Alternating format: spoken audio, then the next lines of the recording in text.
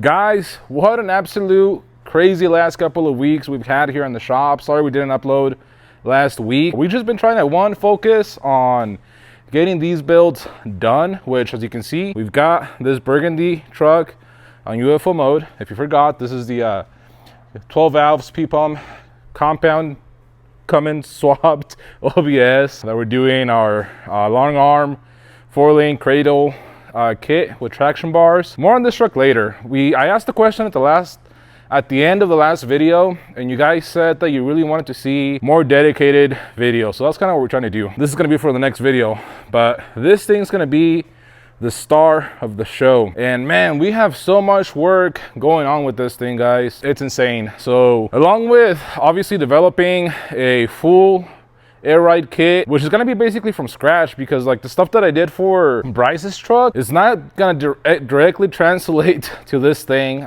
because for one, it's a dually. So this is Dana 80. So the truss is going to have to be modified quite a bit to be able to fit that axle. And secondly, we're trying to run that big boy bag on this axle, which is absolutely ridiculous. That is a ginormous bag, but we're going to give it a shot to see if we can make that monstrosity work behind this thing. So I guess like first let me show you this. This is basically the bag that we used on Bryce's build. So, and that's already a pretty big bag. Like that is more than enough for this. Good bag, perfect bag. But I wanted to find something slightly bigger than that. So I ordered this. If you guys ever have tried to find airbags, like, oh my god, it is a chore. It's a job on its own. There is like thousands and thousands of bags and so many different sizes. Like you can spend days, weeks looking through all the bags, and it gets confusing real fast. But anyways, I ordered these, which I thought were gonna be the next size up. Let me put these, like, if this isn't the definition of, you know, you versus the guy she told you not to worry about, I don't know what is. I ordered that kind of thinking that it'd be a nice, you know, step up. And I don't know if they sent me the wrong bag. Actually, that might be a possibility. I should probably start to check the part numbers. So this is like twice the size of that. And me jokingly, I sent it to the owner of the truck. And I'm like, hey buddy, look at the bag that I got in for your truck. And you know, haha, JK, just, you know, joking. We're gonna do this other bag. And he's like, no, let's do the big bag. And I'm like, oh, I was like, I'll try. Honestly, if we can get that to work, I would love to. Talk about a freaking semi bag. Like, I'm pretty sure that's the size bag that semis use. And the reason why I do want to give it a shot is because I would love to have that bag in the back of the truck. He actually really wanted me to do all 4 bags in that size.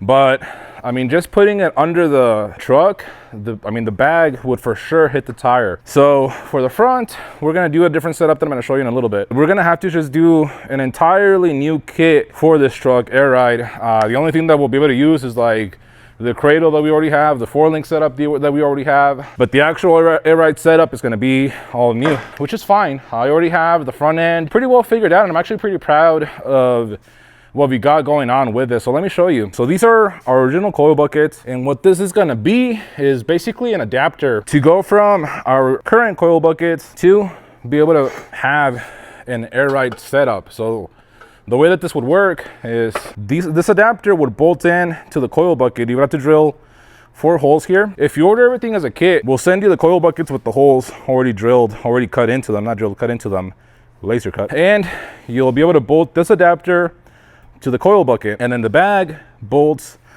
to the adapter. And the last thing that I have to develop is the axle side perch, mount, whatever adapter that will go in the original spot that the coil spring perch went, which is honestly not a big deal. I just gotta do something that kind of matches this on the bottom so that everything flows together. And honestly, I love this adapter. Obviously, we manufacture our coil bucket, so it was super easy for me to make a part that looks like it was meant to be with the coil buckets. Obviously, it follows the shape of the coil bucket, everything, same angles, all that. And I personally think that it looks great. I still might, I'm not sure, I might, instead of having a logo here, figure out a way to put it down here, either as an overlay or kind of the plate that kind of like comes out a little bit more. Still trying to figure that out. But the actual product, as you can see, is already there, already done. Over the next week or so. Oh, and also as you can see, we completely tore apart this axle. I mean, everything is out of it. Obviously this bolt joint's got to go too, because we're going to go with our truss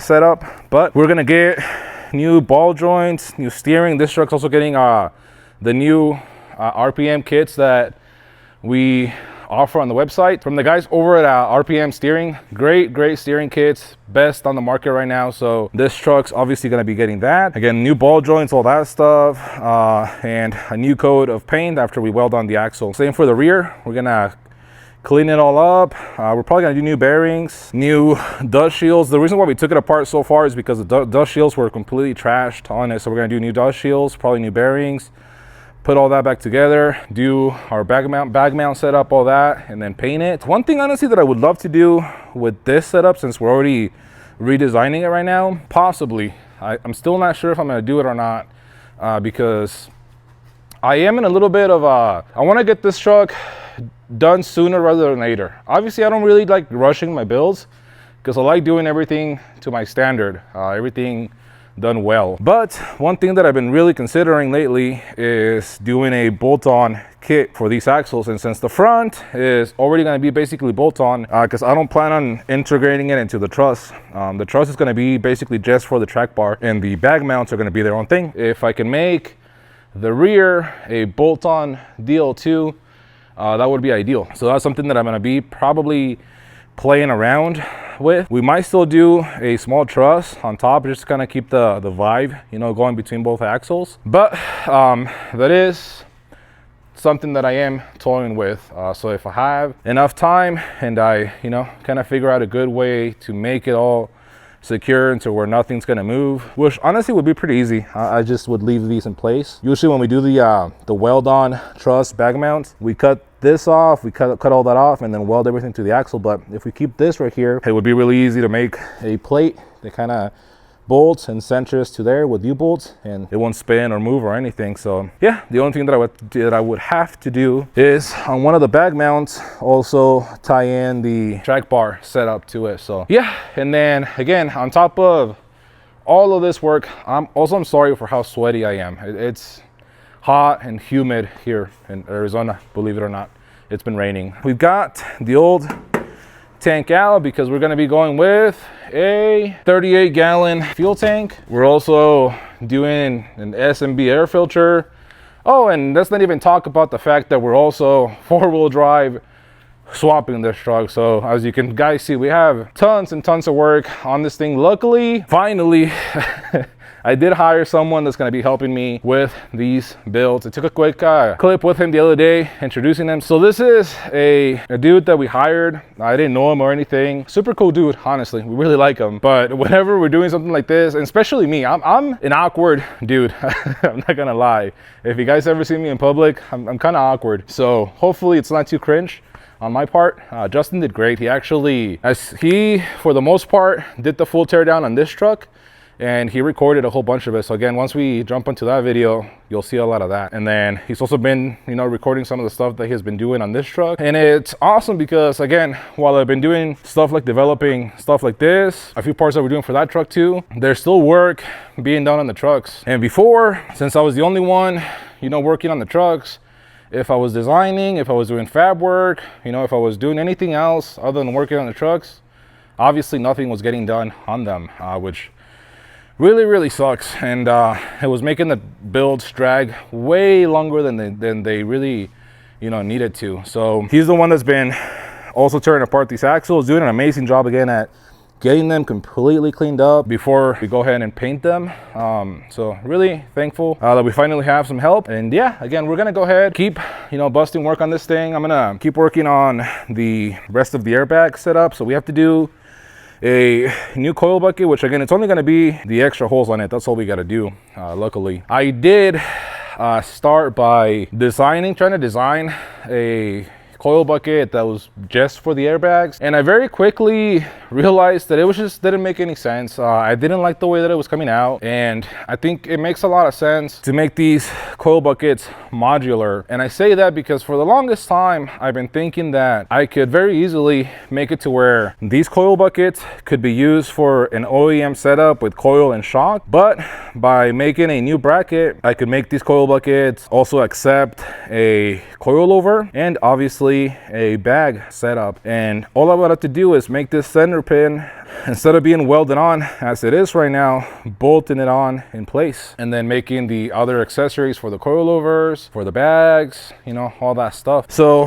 yeah, that's something that we might look into in the future. The only thing is that it would make the coil buckets a little bit more expensive because we would have to now have an additional plate that we weld the centering pin to the plate. We'd have to have the extra holes, the hardware. It wouldn't be crazy, a lot more expensive, but there would be an additional expense to it. So yeah, you guys let me know. Would you like us to make those coil buckets modular? Like for this thing, one thing that I am gonna do is make a standalone coilover tower, because this thing is getting coilovers. And that's just because I think it'll fit the build a lot better. And I think not every build that goes coilovers will need this coil bucket, because in my opinion, for it to still look clean, you will still have to run an additional shock with the coilover. Otherwise, this is going to look kind of empty. So again, just a lot of thinking. But for now, we're only going to focus on making that airbag mount and making that coilover tower for this truck. Very likely, eventually, we will have a modular coil bucket that will be your standard coil bucket. It'll accept airbags and it'll accept coilovers. So yeah, let me know what you guys think about that idea. Anyways, I'm going to get back to my office, keep working on the rest of this airbag setup for the front so we can jump on the rear and get this truck back on the ground. Man, I am so excited to drive this truck. So yeah, I'm gonna go ahead, do all this, and I'll check back in with you guys once we have that axle side bag mount done. We actually, like I said in the last video, we have a guy that's gonna be helping us, hopefully from now on. Justin. Hi, I'm Justin. And I'll be helping out with customer vehicles here at BDD. Take your name in where I'm just kidding.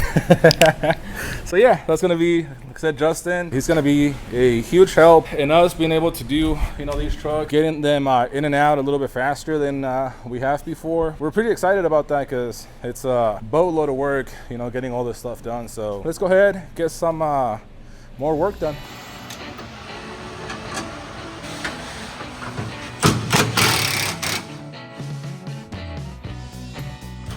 This over here, I think I gotta drop it a little bit more and pull it this way because we're getting cut up on the hanger.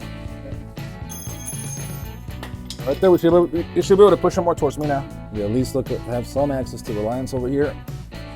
Okay, so we've got the harness disconnected that goes just to there, just one clip that you push down and pull them apart.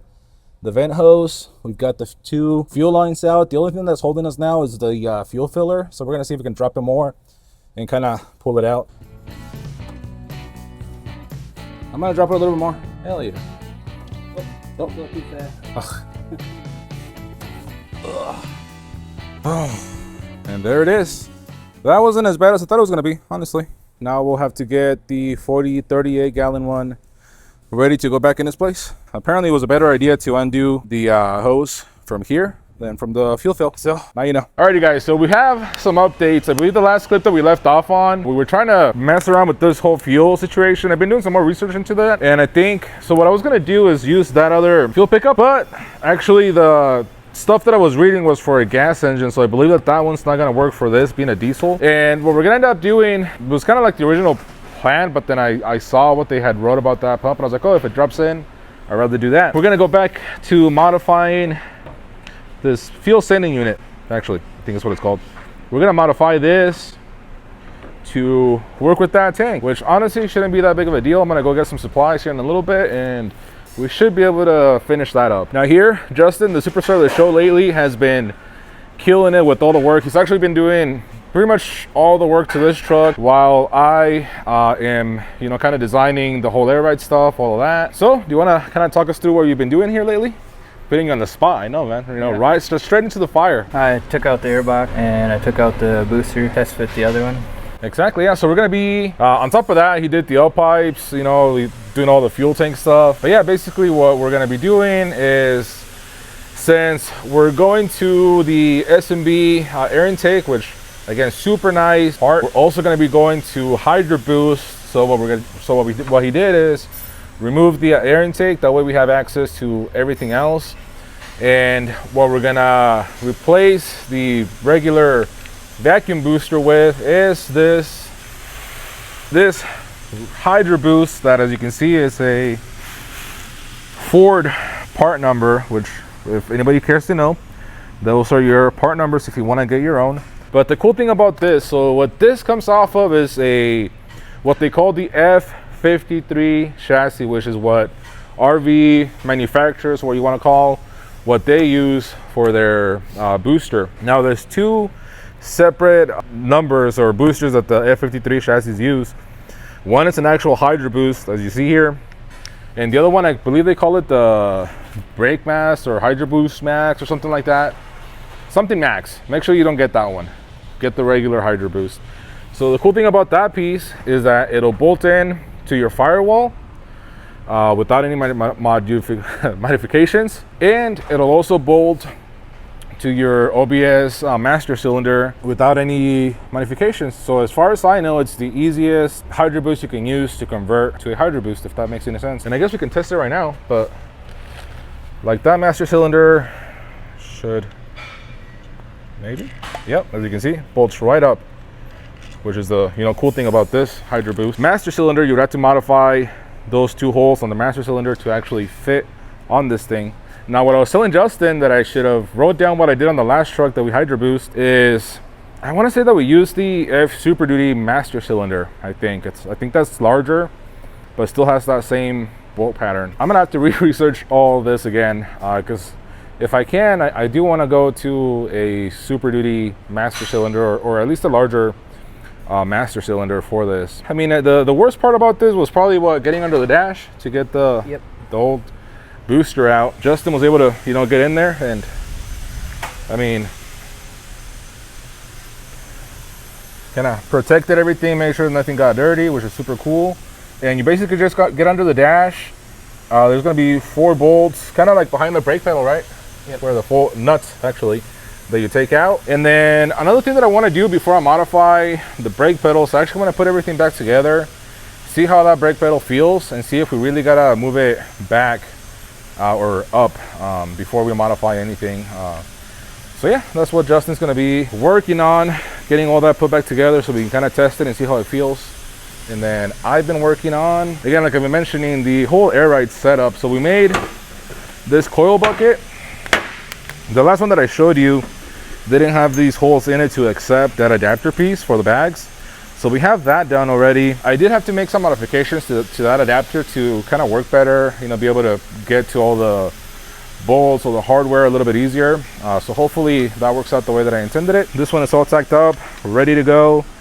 We just gotta make that actual adapter piece, which that's kind of what I'm working on right now.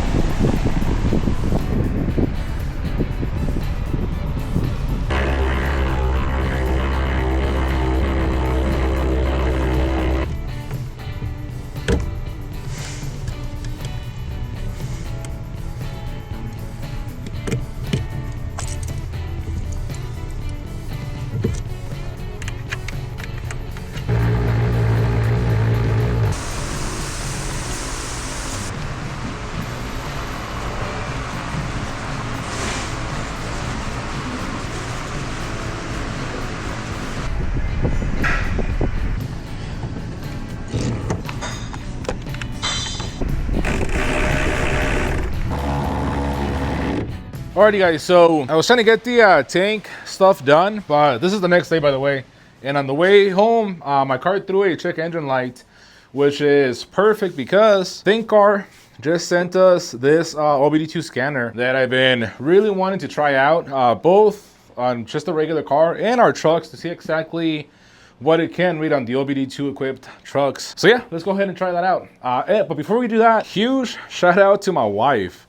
Check out how she transformed, at least her office. Mine's still pretty dungeony looking, but man, this looks way nicer. She built herself a new desk, painted the walls, did that accent wall or whatever you want to call it, and obviously some art. It looks beautiful here. So hopefully we go ahead and do my office next. But anyways, let's go ahead and try out this OBD2 scanner and see what it can do. And like I said, both my car and the truck. So first of all, this thing comes in a really nice case, and the product itself is very, very nice. So as you can see, it's basically like a tablet, and then it comes with a whole bunch of different attachments for, honestly, I don't even know what else all this stuff does. Charger stuff.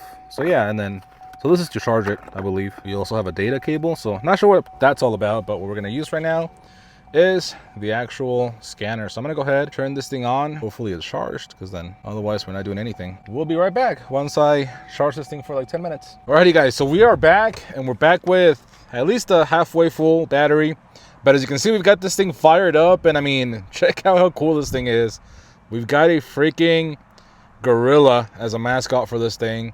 And as you can see, we got plenty of functions we can do for this with this thing. Obviously, you know, your regular diagnosing, and then other OBD2 functions. Now, what I'm really interested in is my car. As you might be able to see, we've got a check engine light, and I have a TPMS light going off. And I was looking through the stuff that this thing can do, and it can reset that TPMS light. So I'm gonna see if hopefully we can fix those two lights that we have going on the dash. We have a whole bunch of other stuff we can do with this thing, so I'm pretty excited to see, you know, what it will do. But if we can at least see what that check engine light is about and reset the TPMS, I'll be happy. So this thing comes with the OBD2 reader built into the back of this thing. Not built in, but it snaps into place with the magnet in there, which I think that's pretty cool. So I'm gonna take it out, plug it into the cart. I heard a beep. So let's see what this thing tells us. Also, look at it, holds itself in place. Auto surge. So this should be able to connect to the car automatically. Ooh, cool. So it looks like we're connected. So now I think we're reading what's actually going on with the OBD2. Which is, looks like that's what it's doing right now. But there, I found my okay, cool. So yeah, there we go. This is what my check engine is telling me. So we have a camshaft position. We have all kinds of problems going on with this thing. That's awesome. And then if you push on details, I think it'll give you more info on what it's actually going on. So yeah, see, it's gonna give you all of this data on what it could possibly be. And then you also have an option to do a Google search on this thing itself to, you know, keep diagnosing. So again, at least for these modern cars, it definitely has a lot of stuff that it can show you. So all of this stuff looks pretty scary, not gonna lie. I guess 3 of the codes are the same thing for the cats, a P0420. And then we got one for the camshaft position. So what we're gonna do is I'm gonna see if I can clear these. So that's actually pretty cool. It tells you exactly what the sensor was reading. So look, if you actually know how to diagnose, it would actually show you, you know, what's there and, you know, what's off, what's not. So that's pretty cool. That's pretty neat. I'm hoping that we can do stuff like that on the OBS on the 7.3. Again, don't know what any of these means, to be honest with you guys. I'm not a mechanic. Cool to see it. So I'm gonna go ahead and clear the codes. Okay, so now I'm gonna check the TPMS and see, you know, if we can do anything. Okay guys, so unfortunately we weren't able to reset the tire pressure monitoring system on that car, because you need, I think, an additional little sensor thing that this didn't come with, so we weren't able to do that. But as you can see, we are in the OBS. I have the scanner hooked up, and I want to see what it's going to do. Just to be clear, most OBS trucks don't come equipped with OBD2. I believe it was 96 and up. And then even then, not every OBD2 reader works with these trucks. If your truck has an OBD2, if it's a 96, I think 95 and a half, I think came with them actually. But if it has an OBD2 port right there, right under the glove box, and again, it's at least a 96 or like 95 and a half, you might get lucky. Let's see what this thing can do with the OBS. Oh yeah, with the OBS. I mean, it's doing stuff.